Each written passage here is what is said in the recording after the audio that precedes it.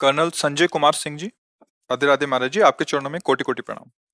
महाराज जी, ब्रह्मांड की उत्पत्ति में और मनुष्य के जन्म और वापस ईश्वर में विलय का उद्देश्य क्या है? खेल। सहज शब्द में खेल, शास्त्रीय शब्द में इच्छा। एकोहम बहुश्यामा। उस परमात्मा के हृदय में उपनिषद कहते हैं एकोहम बहुश्यामा, मैं बहुत हो जाऊं, क्योंकि खेल अकेले नहीं होता। एकाकी न रमते, एक में रमण नहीं होता, दूसरा कोई है नहीं। तो आप अपने आप से अपने आप को बहुत रूपों में विस्तार करके और दो प्रकार के खेल खेल रहे हैं। एक है त्रिगुणात्मिका माया का खेल, सतोगुणी, रजोगुणी, तमोगुणी खेल, और एक है त्रिगुणातीत खेल जो भगवत भक्तों के नेत्र गोचर होता है, जिसे दिव्य लीला कहते हैं। अब इस खेल में सबसे बड़ा जादू ये हुआ, इस खेल में पहुंचते ही अपने स्वरूप का विस्मरण हो गया।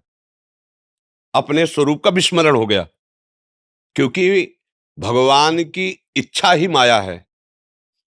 और इसका ऐसा प्रभाव पड़ा, क्योंकि खेल खेलना है, अब विपक्ष का खेल खेलना है, और मुझे पता है मैं और मैं एक ही है, अब खेल नहीं होगा। तो उस इच्छा के प्रभाव से विस्मरण हो गया। अब विस्मरण होते ही वो इस देह में आसक्त हो गया, जो हमें देह मिली, चाहे सुअर की मिली, कुत्ता की मिली, जो भी योनि मिली। अब उससे निकलने का उसमें चांस नहीं रह गया। खेल है, एक चांस रखा गया।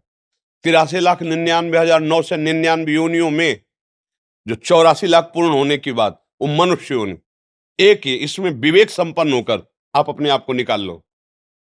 अब वो देह भाव ऐसा पुष्ट हो गया कि जहां देह हुआ तो अंदर ही इसको ज्ञान था।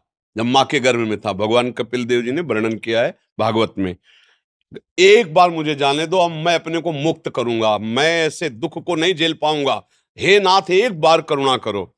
बाहर हुआ तो कहां कहां कहां, बोले बच्चा हुआ है, आनंद मनाओ। वो रो रहा है कि वो दिव्य ज्ञान कहां गया, वो तेज कहां गया जो मैंने गर्भ में देखा था। भूमि परत भा ढाबर पानी, तिम जीवहि माया लपटानी। एक पॉइंट था जिससे हम निकल सकते थे, इस खेल से विजयी हो सकते थे। मनुष्य शरीर में आकर हम आसक्त हो गए। अब अपने को कर्ता और भोक्ता मान करके नाना प्रकार के मना कष्टानि इंद्रियाणि प्रकृति स्थान कर सती, फिर उसी इच्छा में फंस गए। मनुष्य शरीर धारण करके प्रकृति की भोगने की फिर उसी इच्छा में फंस गए। अब लौटना है हमें। अगर खेल से उब गए हों तो हमें लौटना है। क्या अब लौटना कैसे हो सकता है? इस नाटक मंच पर तुम्हें जो रोल दिया गया है, बिल्कुल ईमानदारी से उस रोल को निभाइए। और ये ध्यान कीजिए कि तुम सिर्फ नाटक कर रहे हो, तुम सत्य में वो नहीं हो जो नाटक कर रहे हो। नहीं हो। तुम पिछले में ऐसे नहीं थे, आगे में ऐसे नहीं रहोगे। वर्तमान में जो दिखाई दे रहे हो ये एक केवल झलक मात्र है।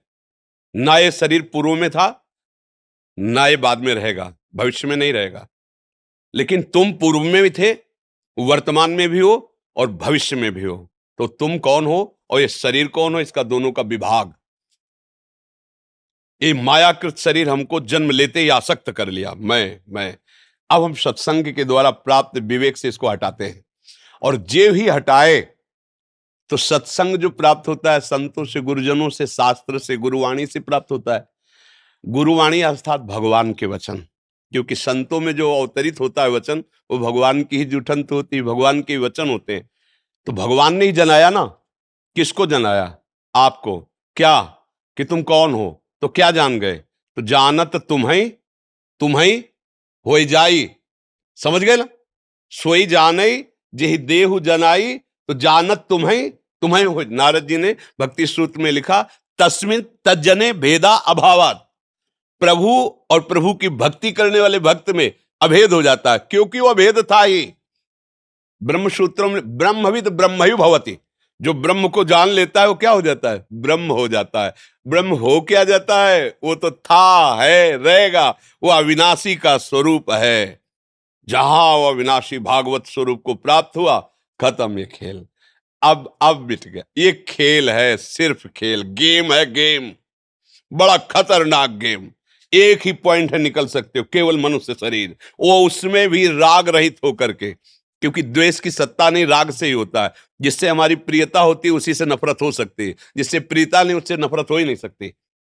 अनुकूलता में प्रियता है और प्रतिकूलता में हमारी नफरत प्रकट हो जाती है। तो अनुकूलता को राग कहते, प्रतिकूलता को द्वेष कहते। इन्हीं दोनों के भावों से पूरे संसार का चिंतन निरंतर चलता रहता है। हृदय में देख लो, कोई विषय, कोई व्यक्ति, कोई स्थान, कोई बात जो अनुकूल है उसका चिंतन और शांत भाव करने के लिए इन दोनों का त्याग करना होगा।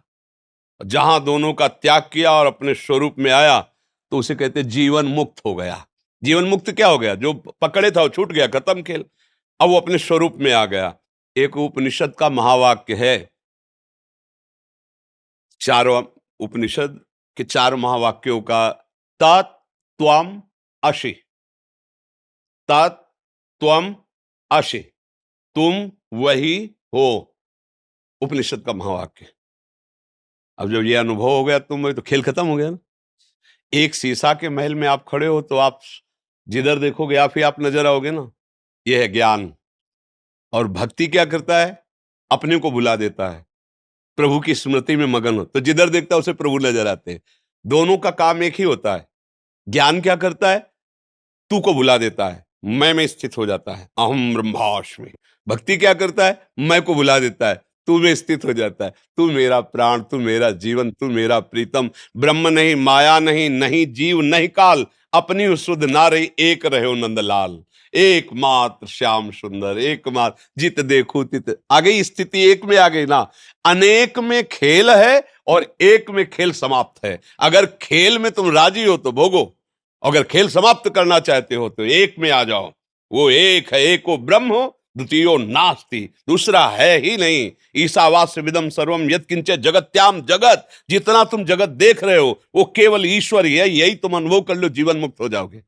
वासना वासुदेवस्य वासितम भुवनत्रयम सर्वभूत निवासोस्मि वासुदेव नमस्तुते। वासुदेव की ही वासना से वासित स्वयं वासुदेव ही तले रूपों में है, ऐसा तुम जान जाओ तो दुर्लभ महात्मा हो गए। बहुनाम जन्मनावंते ज्ञानवान माम प्रपद्यते वासुदेवा सर्वमित समात्मा सुदुर्लभा। सब जगह वही, तो यहां कौन है? सब समय वो है तो इस समय भी है, सब में है तो इसमें भी है, सब का है तो मेरा भी है। जो भाव लगा पावे, भाव लगा करके निकल जाए। ये नहीं तो ऐसा जंजाल फंसा है माया का, इतनी कोट पे कोट बंधन है कि निकल पाना बड़ा मुश्किल है। जैसे किसी राजधानी की सुरक्षा के लिए परकोटे लगाए जाते थे ना, ऐसे ही जीवन मुक्त अवस्था के लिए परकोटे हैं। मेरा ही स्वरूप सुंदर रख करके आ जाता है वो, और इतना फंसाव में फांस लेता कि मैं और तुम, मैं भोक्ता तुम भोग्य, फंस गया। मैं स्वामी तुम सेवक, फंस गया। मैं पिता तू पुत्र, फंस गया। जब पूर्ण ज्ञान हो जाएगा तो न मैं न तू, जो है वो है। बस खत्म, खेल खत्म। बस खेल इतने में ही चल रहा था, समझ रहे ना? ये एक खेल है बस। अब खेल क्यों है, अब इस पर प्रश्न नहीं किया जा सकता।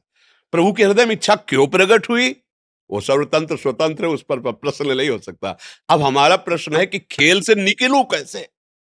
बस ये गेम है, फंस गया, निकल जाओ। द्वार है एक, और आ गए हो, उस द्वार पर आ गए हो। बस हमारी दशा ये है कि जैसे 84 दरवाजे का एक महल हो ना, और आंखों से अंधे हो और एक ही दरवाजा खुला है, तो ऐसे ही तो ढूंढेंगे ना।